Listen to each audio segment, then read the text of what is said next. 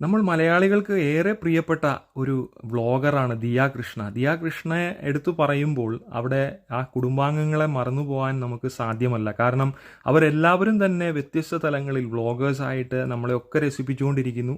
ആ ഒരു കുടുംബം ഏറ്റവും അനുഗ്രഹിക്കപ്പെട്ട രീതിയിൽ തന്നെ ഈ നാളുകളിൽ നമ്മുടെ മുമ്പാകെ പ്രദർശനം തുടരുമ്പോഴും എനിക്ക് എടുത്തു പറയാനായിട്ട് ഒരു കാര്യം ഇവിടെ ഉണ്ട്. മറ്റൊന്നുമല്ല, ദിയ കൃഷ്ണ തൻ്റെ അപ്പന് കൊടുക്കുന്ന പ്രാധാന്യം, അപ്പൻ്റെ വാക്കുകൾക്ക് കൊടുക്കുന്ന മൂല്യം, ഇതൊക്കെ മലയാളികളായിരിക്കുന്ന നമ്മൾ ഏറ്റവും ഹൃദയത്തോട് ചേർത്ത് നിർത്തേണ്ട ഒന്ന് തന്നെയാണ്.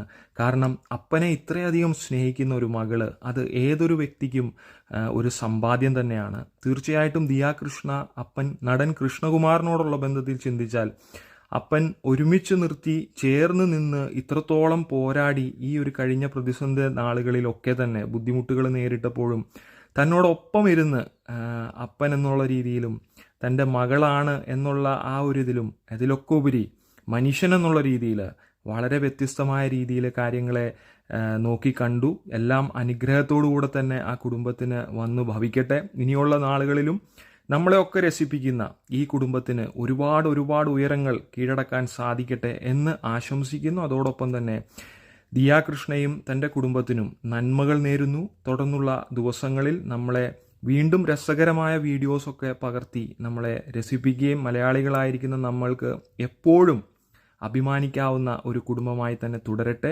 ഒരുപാട് നന്മകൾ നേരുന്നു. സന്തോഷം. എൻ്റെ ഈ ചാനൽ ഇത്രത്തോളം ഫോളോ ചെയ്ത എല്ലാവർക്കും ഒരുപാട് സന്തോഷം, നന്ദി അറിയിക്കുന്നു. തുടർന്നും നല്ല രസകരമായ വീഡിയോസായിട്ട് നിങ്ങളുടെ മുമ്പാകെ വരുന്നു എന്നുള്ളതാണ് എൻ്റെ സന്തോഷം. തീർച്ചയായിട്ടും അതിനായിട്ട് നിങ്ങൾ വീണ്ടും എന്നെ സപ്പോർട്ട് ചെയ്യും. അതിനായിട്ട് ഒരിക്കൽ കൂടി നന്ദി അറിയിക്കുന്നു. താങ്ക്